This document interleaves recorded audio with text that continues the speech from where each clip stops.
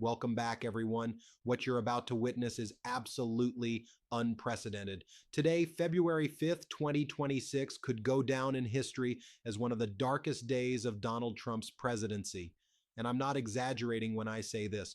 Multiple crises are converging simultaneously, painting a picture of an administration spiraling out of control. Let's start with the bombshell economic news that dropped this morning. January 2026 layoffs have surged to a catastrophic 17-year high.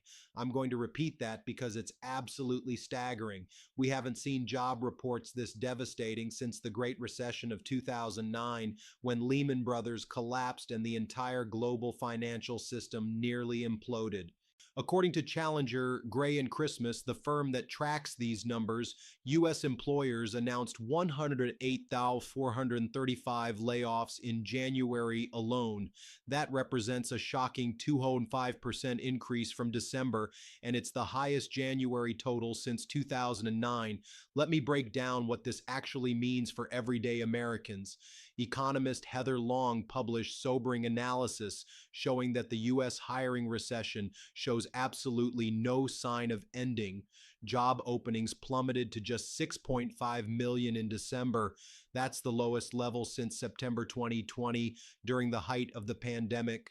The hiring rate remains anemic at only 3.3%. The bottom line, American companies aren't even thinking about hiring right now. They're in full survival mode. And here's the kicker, a brand new Fox poll just published shows that 72% of Americans feel the economy is in poor or only fair condition. That is absolutely devastating for an administration that rode into power on promises of economic prosperity. But here's where it gets truly surreal. While all of this horrific economic data was being released, where was Donald Trump? He was at a national prayer breakfast, ranting and raving like an absolute maniac, telling everyone that everything is amazing. You know, Mike Johnson's a very religious person, and he does not hide it. He'll say to me sometimes at lunch, "Sir, may we pray?" I say, "Excuse me? We're having lunch." You know, it's okay with me. But he's a very religious person, and he is popular, and he's doing an unbelievable job. So I think God is watching over you. God is watching over him. I don't know about me. So I hang around with him because I feel I'm protected a little bit. And Donald Trump uses his speech at the prayer breakfast to attack Democrats. And again, I want to show you the split screen stuff. So you have Trump attacking Democrats there. Play this clip. I don't know how a person of faith can vote for a Democrat. I really don't. And I know we have some here today, and I don't know why they're here, because they certainly don't give us their vote. I certainly know that we're not going to be convincing them to vote for. At this supposedly bipartisan prayer breakfast, Trump launched into bizarre tangents. He claimed the 2020 election was rigged again. He said he needed to win for my own ego. He talked about how when Speaker Mike Johnson wants to pray before lunch, Trump's thinking, can we just eat? This is not normal behavior for a president at a prayer breakfast. And I tell it, I went over to Davos, they invited me, and when I left, they said that may have been the stupidest invitation we ever gave to somebody, Switzerland. But they have to, I just say it like it is, they're destroying their country. Their energy is ridiculous, what they've done, and the immigration is, I'm telling you, it's a place where many of these countries are not recognizable, and I'd like to see them straighten it out. Very soon, it's going to be impossible for them to straighten it out. And it wasn't just the prayer breakfast. Trump's recent appearance at Davos was, by his own admission, a complete disaster. Listen to what he said, and I'm not making this up. Trump literally told the audience at Davos that after he left, everyone said, that may have been the stupidest invitation we ever gave to somebody. He's basically admitting that the global economic elite thinks inviting him was a mistake. Now let's talk about what might be the most brazen act of corruption we've seen yet. Trump is suing the IRS and the Treasury Department, agencies that he controls as president, for $10 billion of your taxpayer money. Spends Treasury in matters like this. Okay, so it has been discussed with you. Do you have any final say at all in the process of this? Or is the DOJ just going to instruct you to cut a check and or settle, and you have no independence to actually make a decision whether or not the president deserves $10 billion? Again, that is a DOJ matter. And so Let me explain what's happening here because this is genuinely outrageous. Trump claims that his tax returns were leaked, which did happen as part of a data breach that affected anywhere from 400,000 to potentially a million other taxpayers. But here's the thing, those other taxpayers aren't suing for billions of dollars, only Donald Trump is.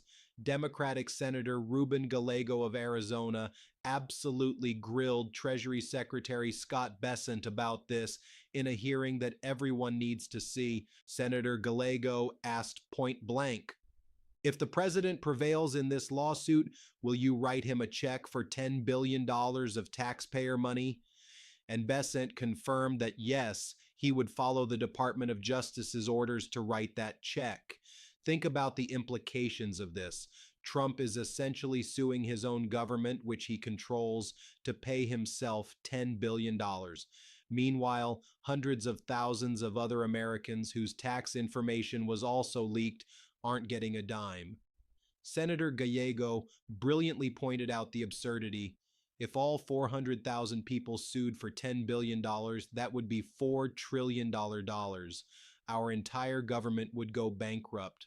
Or imagine if it's actually a million people whose data was breached, that would be $10 trillion in potential claims, but somehow only Trump deserves billions. Democrats are now introducing legislation to block this blatant cash grab, but the fact that it's even happening shows how far we've fallen. But wait, there's more. The cryptocurrency market is absolutely cratering, and guess who's getting burned? Donald Trump and his family. Since October 2025, the crypto market has lost a staggering $2 trillion in value. Let me say that again. $2 trillion has evaporated from the crypto markets. Bitcoin has crashed below $70,000 for the first time since November 2024. And here's where Trump's conflicts of interest become crystal clear. Trump's family company, World Liberty Financial, bought cryptocurrency at all-time highs. They bought high. And now they're panic selling low. They've already dumped over $5 million worth of Bitcoin as prices plummet. This is the exact opposite of how investing works. You're supposed to buy low and sell high. Trump and his family bought high and are now selling low, losing massive amounts of money in the process. This is what happens when the President of the United States is using his office to promote crypto schemes. Trump's personal net worth has dropped by $1.1 billion because of crypto losses. But even more concerning, his supporters who bought into these schemes have lost even more. And the corruption doesn't stop there. The New York Times just revealed that a UAE firm quietly took a stake in Trump's crypto company. We're talking about foreign governments buying influence through Trump family businesses while he's sitting in the Oval Office. At that same prayer breakfast where Trump was ranting about the economy being great, he made bizarre comments about child mutilation, claiming he'd never even heard the phrase before. This is coming from a man who has 38,000 references to himself in the Epstein files. Let me put that in perspective. There are more references to Donald Trump in the Epstein files than there are references to Jesus in the entire New Testament. There are more Trump references in those files than mentions of Harry Potter in all 7 Harry Potter books combined. And we just learned that Ghislaine Maxwell had a nickname for Melania. She called her Sweet Pea. Meanwhile, Melania apparently called Ghislaine G. These aren't distant acquaintances. These were people in each other's inner circles. In response to Republicans' continued attempts to use the Epstein scandal for political attacks, former Secretary of State Hillary Clinton has issued a bold challenge. Hillary Clinton posted directly to Trump and MAGA Republicans on the House Oversight Committee, especially Chairman James Comer. Let's stop the games. If you want this fight, let's have it in public. You love to talk about transparency. There's nothing more transparent than a public hearing. Cameras on, we will be there. She and Bill Clinton are saying they'll testify in a public Epstein hearing under oath with cameras rolling. The question is, will Donald Trump show up? Will Elon Musk, who's also mentioned in documents, appear? I think we all know the answer. And speaking of Elon Musk, a federal judge has ordered him to appear for a deposition regarding Doge's vicious destruction of USAID. Let's be absolutely clear about what happened here. Musk's Doge slashed aid programs that were literally keeping millions of people alive around the world.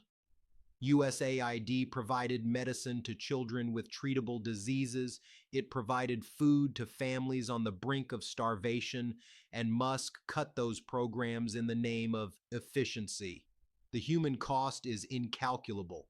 We're potentially talking about millions of preventable deaths. This isn't just bad policy. This is a humanitarian catastrophe that will haunt us for generations. What we're seeing is an administration that exists in two completely different realities. On one side, you have Trump at prayer breakfasts and Mar-a-Lago claiming everything is perfect and the economy is booming. On the other side, you have the actual data showing the worst job losses since the Great Recession, massive crypto crashes, and unprecedented corruption. CNN ran split-screen coverage this morning that perfectly captured this disconnect. On one side, Trump attacking Democrats at a supposedly nonpartisan prayer breakfast, claiming everything is wonderful. On the other side, CNN reporting that January saw the worst month for job cuts since 2009's Great Recession. This cognitive dissonance is staggering, but there is some good news coming out of all this chaos. Virginia Democrats just delivered a massive counterpunch to Trump's gerrymandering schemes. Virginia Senate Leader Louise Lucas and Speaker Don Scott announced that Virginia is moving forward with a 10-to-1 redistricting map that favors Democrats. This is a direct response to Trump's directive for Republican states to aggressively gerrymander congressional districts. Senator Lucas put it perfectly. He started this. Virginia is going to finish it. Trump pushed for extreme gerrymandering in Texas, North Carolina, Missouri, and Ohio. Now Virginia is leveling the playing field. This 10-1 map would be one of the most aggressive counters to Republican gerrymandering we've seen. It sends a clear message. Democrats aren't going to sit back and let Trump and his allies rig the electoral system. Let me also share something profound that happened at the beginning of that national prayer breakfast. While Trump would later use the event for political attacks, Democratic Congressman Jonathan Jackson delivered an opening prayer that was absolutely powerful. Jackson prayed, "Today we remind him that the lives of millions of people are in his hands and that he has the power to turn mourning into dancing or to reduce the country into a cosmic elegy of chaos and suffering. We pray that he would be mindful of the poor and invested in the alleviation of suffering." That prayer perfectly captures where we are right now. We're at a crossroads. We can choose leadership that lifts people up, or we can continue down this path of chaos, corruption, and suffering. So here's where we stand on February 5th, 2026. 108,435 Americans lost their jobs in January, worst since 2009. 72% of Americans say the economy is poor or only fair. Trump is trying to steal $10 billion from taxpayers. Crypto markets have lost $2 trillion in value. Trump family crypto company is selling at massive losses. 38,000 Epstein file references to Trump USAID cuts potentially causing millions of deaths, but Virginia Democrats are fighting back. The contrast couldn't be clearer. On one side, you have data, facts, and real human suffering. On the other side, you have a president living in a fantasy world, enriching himself while America burns.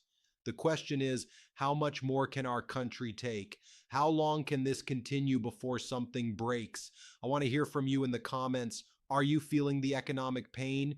Do you think Trump should be allowed to sue for $10 billion of taxpayer money? Let me know below. If this video opened your eyes to what's really happening, please hit that like button and subscribe. We need to keep shining a light on these issues because mainstream media isn't always telling you the full story. And remember, We're all in this together. Stay informed, stay engaged, and most importantly, stay strong, because we're going to get through this. America has survived worse, and we'll survive this too. Thanks for watching. I'll see you in the next one.